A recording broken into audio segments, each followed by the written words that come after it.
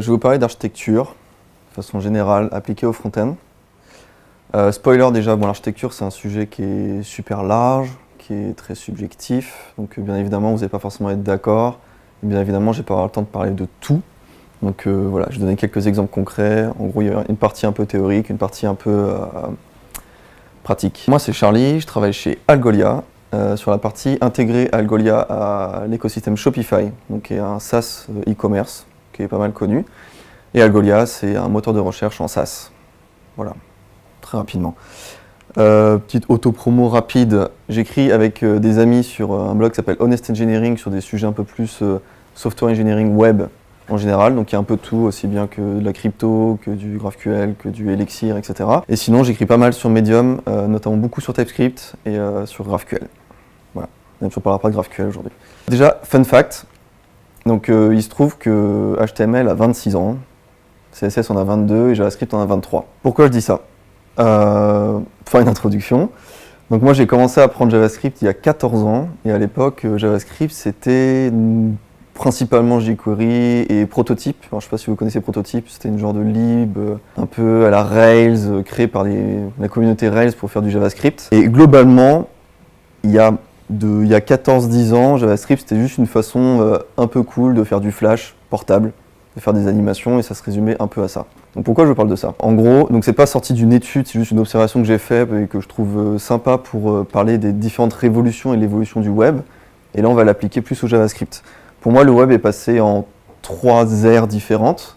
La première avant les années 2000, avec l'arrivée du scripting côté serveur, du HTML, du CSS, le web est devenu autre chose qu'une genre de librairie numérisée. C'est devenu un peu plus interactif avec des liens et un peu de scripting, donc avec CJBean, Perl, PHP qui est arrivé. Et à cette époque-là, donc il y avait déjà JavaScript, mais JavaScript c'était vraiment plus de l'ordre de l'animation. La deuxième ère, révolution, c'est quand on a commencé à avoir ce que j'appelle la frameworkisation et l'industrialisation du back-end. Donc là on a commencé à avoir PHP avec pas juste des scripts sympas, mais avec des frameworks comme Symfony, il me semble que c'est arrivé à cette époque-là. On a eu l'arrivée de Rails aussi, et notamment en front, le truc qui était intéressant, c'est que dans ces années-là, on a eu le drop de Flash par iOS, qui a fait qu'en fait tout le monde s'est rué sur JavaScript pour vraiment investir dessus. Donc c'est là où du coup je parle de plus l'interaction era, parce qu'en gros JavaScript a pris le pas sur ce qui était là avant, c'est-à-dire Flash, les Java Applets, etc., qui sont complètement devenus obsolètes, et la seule façon de faire des interactions vraiment côté client, sans faire des applications lourdes, genre installées, c'était d'utiliser JavaScript. Et pour moi, la troisième révolution qui est très récente, qui est de 2010, depuis 2010, c'est vraiment l'industrialisation du front. Donc c'est-à-dire vraiment, on commence à avoir des vrais frameworks, et maintenant le JavaScript, c'est pas juste des animations, des interactions sympas, c'est vraiment des applications, comme on a sur le je sais pas moi, comme on peut avoir Outlook en natif, ou des applications natives, qu'on appelle client lourd. Donc c'est ce que j'appelle la SPA era. Donc, pourquoi je vous parle de ça ? Pour qu'on voit l'évolution de JavaScript et surtout du front-end parmi ces 3 évolutions. Donc comme je disais, avant la première révolution, globalement, JavaScript ça se résumait à des cross-browser API pour pouvoir faire des animations qui marchaient bien avec jQuery. Du coup on avait une interface unifiée, donc on avait un peu ce pattern d'abstraction et des animations. Après, vers les années 2010, on a eu l'arrivée notamment de frameworks comme, donc à l'époque il y avait aussi YUI qui est moins connu, ou Dojo, mais je crois que Dojo permettait moins de faire des applications, ça restait un peu dans l'ordre de l'animation.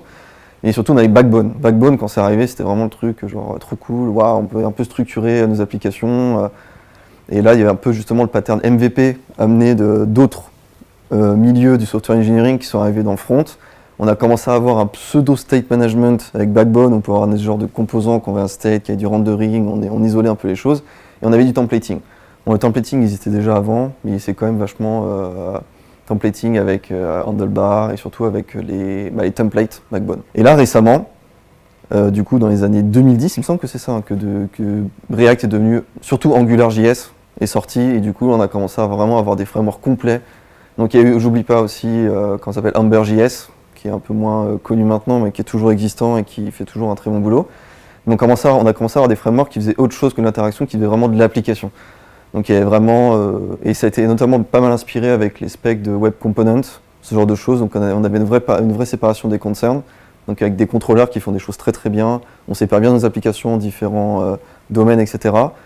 On commence aussi à parler de state management d'un point de vue applicatif. Donc on n'a pas juste des composants qu'on est state entre eux et qui ne se parlent pas et qui rajoutent juste de l'animation par-dessus du back-end qui est bien foutu. On parle aussi de composants qui parlent entre eux, qui ont des états complexes, etc. Après, il y a ES6 qui a amené les modules. Angular a popularisé la dependency injection qui avait déjà été popularisée par Symfony en PHP. Et du coup, là, ce qu'on peut voir qui est vachement intéressant, c'est un peu l'évolution un peu exponentielle du front-end, où plus on avance dans le temps, plus plus c'est fourni en termes de choses pour faire de l'architecture. Donc les différents patterns, separation of concern, etc. En gros, en moins de 20 ans, on est passé de JavaScript et le front-end qui consiste à faire des animations à des apps entières comme Google Drive, comme Gmail, et comme d'ailleurs la plupart des startups aujourd'hui ont des SPA. On a quasiment plus d'entreprises qui font juste du JavaScript flat, un peu à la jQuery. Et du coup, tout ça pour dire que du coup, les applications front-end modernes, on va retrouver plein de genres de capabilities. Donc on va faire du state management, on va faire du routing, pour les gens qui ont des use cases très avancés, on va faire de la crypto, on va faire du offline. Maintenant on parle beaucoup de PWA et ça sera peut-être la prochaine évolution de dire bon bah on a une migration du mobile vers du PWA. Pour l'instant ça reste très expérimental. On a du rendering, etc. Donc je pense qu'on peut dire que maintenant le front-end c'est plus quelque chose d'anecdotique comme avant, c'est-à-dire quelque chose de très très simple en termes de software. On peut dire que c'est carrément du software. C'est-à-dire qu'on a tellement de choses complexes à gérer qu'on peut considérer ça comme du software. Donc je dis tout ça parce que du coup pour moi ça justifie le fait de comparer le front-end à du vrai software et du coup ça justifie le fait qu'on puisse parler d'architecture pour du front-end. Parce que des fois je sais que quand je parle d'architecture et de front-end on me dit oui non mais bon les front-end développeurs c'est ceux qui font de l'intégration, parler d'architecture en front-end c'est un peu tiré par les cheveux parce que le front-end c'est pas si compliqué que ça. Moi je trouve personnellement que c'est quand même assez compliqué sur des grosses applications. Et du coup aujourd'hui je vais vous parler d'un bouquin qui s'appelle Software Architecture in Practice et de comment, en parlant très très vite de ce bouquin, comment on pouvait tirer des enseignements de ce bouquin qui est à la base ultra appliqué pour du software ultra badass en mode C++, Java, et limite du serveur et qui ne parle pas du tout de front-end. Et comment à partir de ces enseignements on peut faire des technical roadmaps, on peut avoir des règles pour construire des technical roadmaps et aussi des guidelines sur vos projets. Donc, Software Architecture in Practice, donc j'ai acheté ce bouquin il y a 5 ans parce que j'étais curieux d'apprendre d'autres choses que du front, d'élargir un peu les horizons.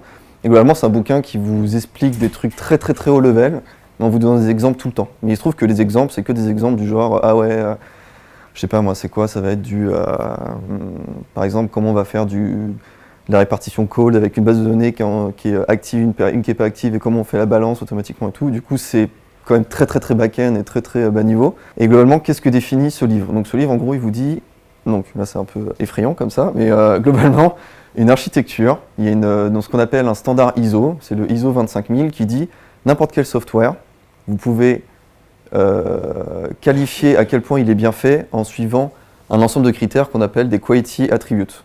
Donc par exemple, est-ce que votre software il est secure, est-ce qu'il est maintenable, est-ce qu'il est portable, et après vous pouvez voir que dans chaque catégorie, vous avez par exemple la maintenabilité, c'est une chose qui est définie par la modularité de votre code, la réutilisation possible de votre code, à quel point il est facile d'analyser, de vous repérer dans le code, etc. Donc là c'est juste pour donner un point de vue très rapide. La définition concrète de ce que c'est un quality attribute, c'est une propriété testable et mesurable de votre software. Donc là si on parle de software par exemple dans le front, ça va être une propriété testable d'un front, ça va être est-ce que le front est performant. Donc ça c'est une propriété qui est actionnable, qui est testable, qui est palpable et du coup on peut vraiment l'assess. Et du coup on va se servir de ces propriétés-là pour définir des contraintes d'un point de vue des stakeholders. Donc les stakeholders, ça peut être vos clients, ça peut être les gens du produit, ça peut être les développeurs qui travaillent sur l'application. Donc voilà, est-ce que c'est clair sur ce que ça veut dire? Ok, très bien. Donc c'est bien beau tout ça d'avoir un quality attribute, mais ça ne nous aide pas à faire quelque chose de pratique.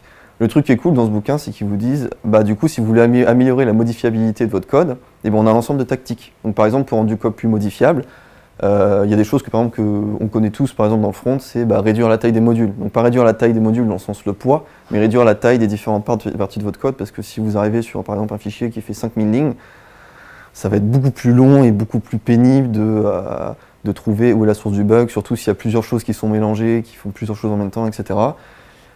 Améliorer la cohésion. Donc la cohésion, c'est une façon un peu high level de dire le nommage par exemple. Donc si par exemple tous vos composants dans votre app s'appellent composants, mais qui sont dans des fichiers qui ont des noms différents. Alors effectivement, c'est pas très très grave, mais ça va être chiant au niveau des imports, ça va être chiant au niveau de retrouver exactement où vous voulez en être. Donc ça c'est plutôt cool, déjà rien qu'on a ce genre de truc là, on peut commencer à imaginer des choses un peu concrètes même si ça reste très théorique. Après, ce qu'il faut faire théoriquement, c'est dire, ok, on prend un attribut, donc là par exemple la modifiabilité, et on la met dans un espèce de scénario UML, on va dire, bon bah pour vérifier que cette propriété elle est valide, et que du coup, je parlais de l'application front que j'ai développée, elle est conforme au taux de modifiabilité que je vais avoir, tout ça c'est très théorique, on va faire des scénarios, donc par exemple on va dire, pour moi je considère que mon application front, elle est bien construite d'un point de vue modifiabilité, si quand je demande à un développeur de faire un changement sur la UI, le changement, il est fait unit testé en moins de 3 heures. Donc là, on part d'un truc très high level, très théorique, à un truc très concret. Donc en gros, un quality attribute, c'est une définition. Donc qu'est-ce que c'est? La modifiabilité, un ensemble de tactiques et un scénario pour rendre ça plus concret et évaluable. Alors bien sûr, le front-end c'est du software, mais c'est pas non plus du software aussi compliqué que du vrai software comme Linux ou comme du software en back-end aujourd'hui. Donc j'ai fait une petite liste des quality attributes que vous allez vraiment rencontrer en faisant du front-end. Parce que par exemple, typiquement,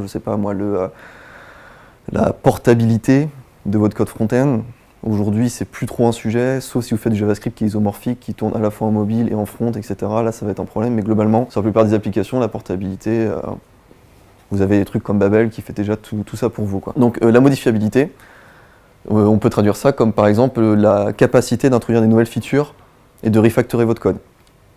La maintenabilité, la modifiabilité est contenue dans la maintenabilité, mais on pourrait dire que la maintenabilité de votre application front-end, c'est la capacité d'onboarder des nouveaux développeurs, la capacité de scaler le code, c'est-à-dire de pouvoir se repérer dans une codebase qui grossit. La performance, alors la performance du front, on peut en parler, mais la performance pure, c'est pas souvent très intéressant, sauf si on a beaucoup d'animation. Moi, je préfère appeler ça la donc la performance perçue par les utilisateurs, comme le définit Google. Donc par exemple, quand on clique sur une application, si ça prend plus de 200 millisecondes, l'utilisateur il va commencer à avoir un genre de context switch. Du coup, en termes de performance perçue, c'est pas fou.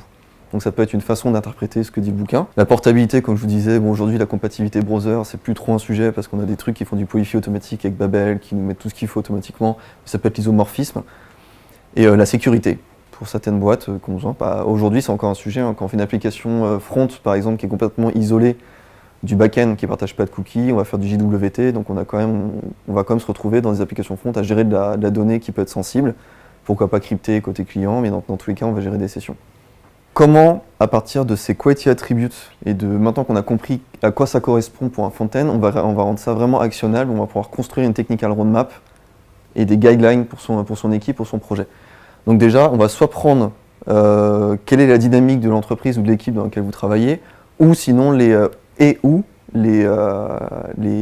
contraintes produits que vous avez. Je vais rentrer en détail après. À partir de ça, du coup, on va pouvoir sélectionner un ensemble de quality attributes qu'on va prioriser sur notre architecture.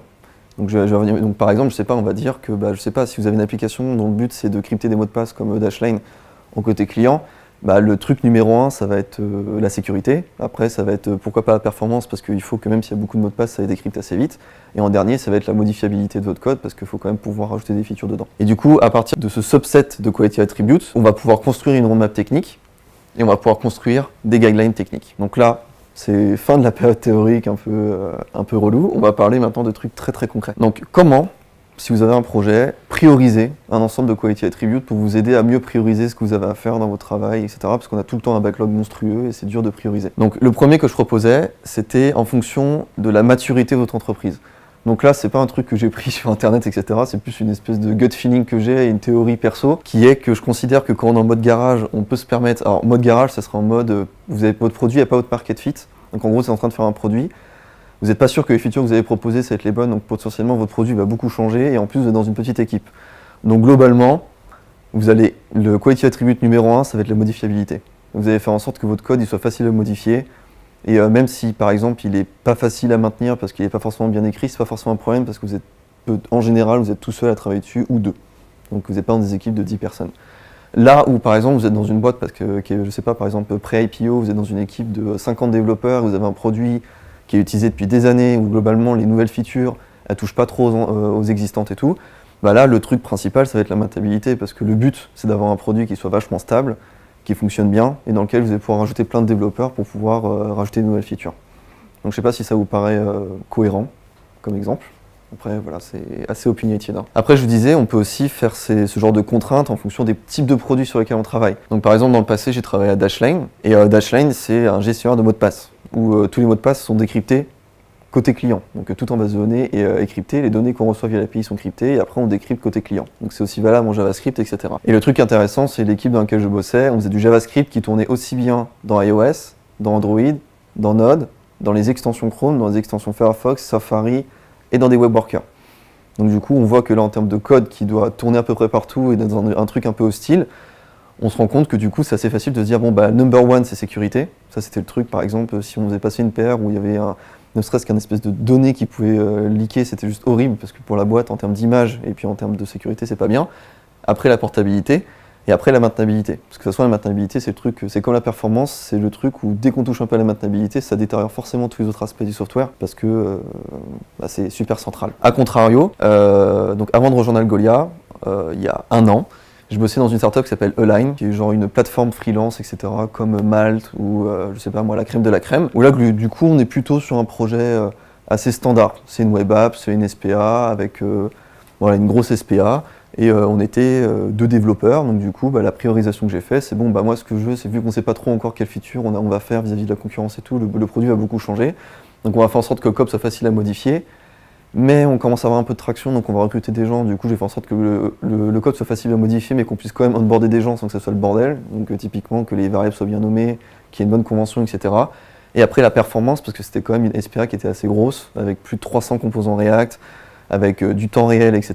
Donc par exemple en React, si vous commencez à faire du temps réel et que vous faites n'importe quoi avec les renderings, typiquement les animations ou l'application va commencer à prendre tout le CPU du tab. Du coup là on va faire un case study de ce que j'avais mis en place quand j'étais à Align sur la partie front. Donc comme je vous ai dit juste avant, la priorisation des quality attributes de l'architecture qu'on voulait mettre en place sur le front-end, c'était prio 1, modifiabilité, parce qu'on a envie d'ajouter plein de features, on a envie de faire plein de bug fix, de modifier plein de trucs, donc il faut que le code soit facile à modifier. Ensuite la maintenabilité, parce qu'on avait quand même du headcount, on voulait quand même recruter des gens, donc il fallait quand même pouvoir onboarder tout particulièrement des juniors sur le projet, parce qu'on n'a pas le budget pour recruter des seniors, donc il fallait en plus que le code soit accessible et bien facile à naviguer. Et ensuite la performance. Donc, en premier, on va construire une roadmap technique, parce qu'en fait, quand je suis arrivé sur le projet, le front existait déjà. Donc pour moi, roadmap technique, ça va être en gros, comment on va faire en sorte que le projet existant, on va le migrer d'un point A vers un point B et l'améliorer. Et là où pour moi, les guidelines, c'est comment on va faire en sorte que tout ce qu'on introduit dans le code actuel, il va garantir un niveau de qualité de 4 sur 5 par exemple.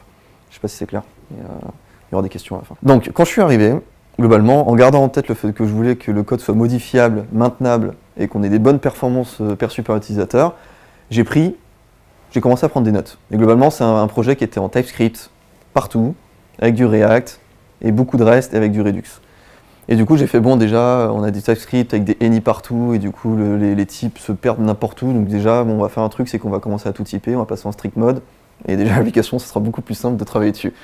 Après, on utilisait des API REST, et du coup, on avait une espèce de custom cache en Redux qui fait que quand on faisait du JSON API et qui récupérait des données, il mettait à jour le cache, même avec des ressources dépendantes, ça fonctionnait pas bien. Genre clairement, quand on chargeait l'app, le cache il prenait plus de temps à recalculer ce qu'il fallait cacher ou pas que d'aller chercher les données. Donc du coup, on se retrouvait à chaque fois que le user faisait une interaction à dumper toutes les données de son compte, donc c'était super lent. Donc pour améliorer les performances, on voulait faire une migration à GraphQL, et je vais revenir là-dessus après. Tous les composants, ils étaient nommés en mode component A, component B, parce que ça a été développé super vite, du coup j'étais en mode waouh, ça commence à devenir le bordel avec déjà 50 composants quand je suis arrivé, donc on va mettre en place une convention de nommage, dont je vais parler après. Et après, il y avait plein de composants super génériques, parce que le développeur qui était là avant, il voulait pas écrire plusieurs fois le même code, du coup il faisait des composants un peu génériques qui généraient d'autres composants, ce qui fait que du coup, quand on est sur un produit qui évolue vite, la généricité c'est pas cool, parce que refactorer du code générique, c'est relou, parce qu'il y a plein de couplages. Donc du coup j'ai dit bon, on va séparer tout et on va tout refactorer. Voilà, donc globalement ça c'est la roadmap. Donc ça c'était une roadmap, donc globalement le but de la roadmap c'est que c'est des choses qui sont à faire le plus vite possible quand on a le temps, donc ce qui n'arrive jamais donc, dans une boîte. Donc en gros on va faire les améliorations de produits en premier, et quand on a un petit peu de temps, donc tu peux pendant le week-end, pendant les vacances, le soir, on va faire la roadmap technique, etc. parce qu'on est en mode startup early stage. Donc ça c'était fait au fur et à mesure. Donc, par exemple la migration de GraphQL, je l'ai fait pendant les vacances de Noël, pendant que tout le monde était en vacances. Comme ça, personne l'a vu. Maintenant, parlons des guidelines. Donc là, on a fait une roadmap technique, on va racheter la dette technique. Maintenant, il faut qu'on fasse des guidelines pour s'assurer que tous les nouveaux développements qu'on va quand même faire par-dessus ce code qui ne correspond pas à un niveau de qualité, va quand même garantir un niveau de qualité. Donc, pour des guidelines, moi je préfère dire une guideline, elle va faire en sorte qu'on va garantir une chose en particulier. Parce que faire des guidelines qui vont permettre de faire du code et performant, et maintenable, et modifiable, du coup on se retrouve avec des guidelines monstrueuses. Donc, du coup j'ai dit, bon, moi je vais faire des guidelines pour faire en sorte au moins au maximum que le code soit modifiable. Donc par exemple, mise en place d'une convention de nommage pour les composants. Utiliser Redux comme un event bus, parce que du coup on avait un pattern très très classique dans les applications React au début, c'est genre on avait des composants qui se passaient des props jusqu'à 7 niveaux et qui remontaient, et qui descendaient, et qui remontaient. Donc, du coup je dis on va mettre un event bus au milieu et on va découpler toutes les différentes parties de l'application. Event bus c'est juste en gros dans Redux on stocke des states et on se le partage. C'est un mot compliqué pour un truc très très simple. On va refactorer un peu les composants qui sont un peu trop gros pour faire en sorte qu'ils fassent qu'une chose à la fois, parce qu'il y a des composants qui faisaient des trucs énormes. Et après on va faire en sorte de préparer la migration à GraphQL, parce qu'on ne peut pas la faire maintenant. Donc je vais revenir là-dessus à la fin. Pourquoi une naming convention? Parce que du coup vous allez me dire, ouais ok, naming convention c'est un peu tiré par les cheveux pour un projet React. Ça, c'est pas l'application, c'est tous les domaines de l'application. Donc pas au sens domaine driven design ultra vénère, en mode, c'est toutes les différentes features qu'il y avait dans la même application qui tournaient en mémoire. Donc on avait toute l'application, il y avait iCommunity qui était un outil pour chercher des freelances, dans laquelle il y avait une search, dans laquelle on pouvait voir des profiles, dans laquelle on pouvait encore voir des profiles. Et on avait un space. Et en space, en gros, c'était la partie project management. Donc du coup, on se retrouve avec une partie de la SPA qui est publique, une partie qui est privée, une partie qui fait de la recherche de freelance, une partie qui fait de la gestion de projet, donc avec du coup une timeline où les gens ils peuvent poster des trucs un peu à la Facebook, après avec une vue projet. Et en plus, par-dessus ça, dans les deux, donc et dans community et dans la gestion de projet, on avait une sidebar qui s'ouvrait sur la droite avec un espèce de chat à la Messenger. Donc on pouvait chatter avec des gens qui ont un compte ou qui n'ont pas un compte, etc. Donc là, du coup, on se retrouve dans un truc super compliqué. Et du coup, ce que j'ai fait, c'est que donc, quand je suis arrivé, il y avait 50 composants, et quand je suis parti, il y avait en 6 mois, en gros, on est passé de 50 à plus de 300 composants. Et la naming convention a été faite avant. En gros, la proposition, c'était de dire tous les composants, ils vont suivre cette règle-là. Donc les composants, ils ont forcément un nom, parce que sinon c'est un peu bizarre. Ils ont pourquoi pas un type en préfixe optionnel, ils ont un contexte ou une page dans laquelle ils appartiennent, et après ils ont un domaine. Donc, quelques exemples, avec des couleurs, parce que c'est plus simple. Donc par exemple, les composants qu'on retrouve que dans la partie recherche de freelance, ils sont tous préfixés par iCommunity parce que c'était le nom. Du coup, on sait que ce composant, quand on travaille dessus, il est censé être utilisé que dans une partie de l'application. Voilà, la sidebar, elle est présente partout, donc elle n'a pas de domaine, elle n'a pas de contexte parce qu'elle est au top level de l'application. Et après, quand on a des composants qui sont nestés, donc par exemple le composant switch qui permet d'ouvrir et fermer la sidebar, bah, du coup il s'appelle pas switch, il s'appelle sidebar switch. Il y a un composant chat qui va contenir des conversations, donc du coup il y a les conversations de chat, ça va pas être conversation, ça va être chat conversation, et ainsi de suite. Donc voilà, c'était le parti pris. Après on peut dire on fait des packages NPM séparés, où on sépare bien les choses. Après là au moins ça permettait de ne pas avoir un overhead, de faire du versionning, etc., etc. Maintenant parlons du coup de la migration de Redux REST à GraphQL. Donc on a très vite identifié qu'on avait besoin de faire du GraphQL, mais le truc c'est qu'on avait besoin de shipper des features. On ne pouvait pas se dire, on avait besoin de shipper par exemple, donc je suis arrivé en juin, et juillet on nous a dit ouais il faut sortir une plateforme de freelance pour septembre. Et on a dit ouais mais on a besoin de migrer à GraphQL, bah ouais mais on n'a pas le temps. Donc du coup là on se dit, bah, soit j'y vais en mode bourrin et du coup je continue à coder comme avant et on verra ça plus tard, ou soit j'ai essayé d'avoir une approche qu'on appelle strategic depth. Donc je vais expliquer ce que c'est. Donc la strategic depth c'est quand on sait qu'on ne fait pas la meilleure implémentation possible, mais qu'on la fait quand même. Donc par exemple on sait qu'on ne va pas faire la meilleure architecture possible, mais on va quand même la faire parce que c'est un gain de temps pour le business. Et pour ça, il y a 3 étapes très très simples pour bien le faire et pour pas que ça devienne de la dette qu'on ne pourra jamais récupérer. Donc déjà, il faut traquer le fait que bah, vous avez eu en tête une idée d'architecture optimale, mais que vous n'avez pas pu la faire. Donc il faut le traquer dans votre système de ticketing. Après, il faut introduire cette dette, donc cette façon de résoudre le problème. Et après, il faut la rembourser, entre guillemets. Donc là, je vais vous montrer un exemple très concret, parce que là, c'est un peu méta. Donc à l'époque, la façon dont étaient codés tous les composants React, c'était comme ça. En gros, on n'utilisait pas de pattern high order component. Donc on avait par exemple tous les appels REST, ils se faisaient dans les composants, dans les component mount, et après on avait des méthodes dans les composants qui s'occupaient de cruncher la data et de la préparer. Donc ça, et du coup, moi quand j'ai vu ça, je me suis dit ouais mais si on commence à faire ça partout, ça va être une misère de migrer à GraphQL parce que du coup, tout le code qui s'occupe de gérer la donnée, il est vraiment ultra couplé au composant qui lui devrait s'occuper que d'afficher la donnée ou faire de l'interaction. Donc du coup, ce qui s'est passé, c'est que du coup, j'ai migré en disant, ok, je vais tous les nouveaux composants, donc là on parle pas des composants qui existaient déjà, tous les nouveaux composants que je vais faire pour développer la recherche de freelance, ils vont suivre cette convention-là, ils vont être wrappés par un composant qui va charger les données pour eux, et du coup les composants ils vont faire vraiment que de la vue. Donc voilà. Après si vous avez des questions après, je pourrais revenir dessus. Et l'avantage de ça, c'est que du coup, ce qui s'est passé, c'est que du coup, avant, on avait des composants qui mélangeaient le fait de récupérer la donnée, la préparer et l'afficher. On est passé sur un système où on a dit, bon bah ok, on va introduire. Donc là, on est vraiment en mode avant même de parler de la dette technique, de la stratégique depth qu'on va introduire. Là, on dit, ok, on va l'introduire, mais voilà, on va l'introduire d'une façon découplée, ce qui fait que ce sera facile de l'enlever. Et du coup, en gros, comme vous pouvez voir ici et ici, on a le même composant qui lui reçoit des données, mais en fait, il s'en fout de savoir s'il les récupère depuis GraphQL, depuis REST, depuis du FTP, du XML, machin truc. Il s'en fout. Et à la fin, du coup, on a juste eu à swapper. Donc ça a pris, je sais pas, ça a pris une semaine de migrer toute l'app de REST à GraphQL, parce qu'en fait, il suffisait juste de swapper tous les composants qui étaient responsables de récupérer la donnée. En conclusion, moi je trouve personnellement que c'est bien des fois de penser plus architecture que code, ça permet d'avoir une meilleure vision, pour plusieurs raisons sur lesquelles je vais revenir après. Donc du coup, le truc qui est cool, c'est du coup quand on passe architecture, on peut plus facilement avoir un peu de recul et du coup se dire bon bah je vais pouvoir faire une roadmap, pas que sur des cas spécifiques, mais sur des cas un peu généraux de mon application. Et pour moi, vraiment les bons points de l'architecture quand on l'applique au front-end, c'est que du coup, l'architecture du coup ça peut devenir une documentation un peu vivante, un peu générique, un peu loin du code et qui bouge moins vite que votre code. Notamment une architecture, ça vous permet de prédire assez facilement quelles vont être les limites de votre système.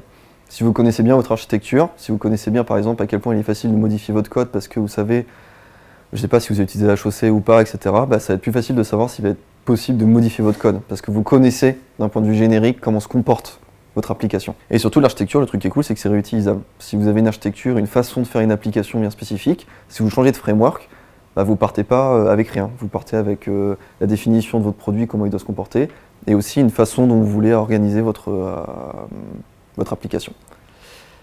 Donc, merci beaucoup.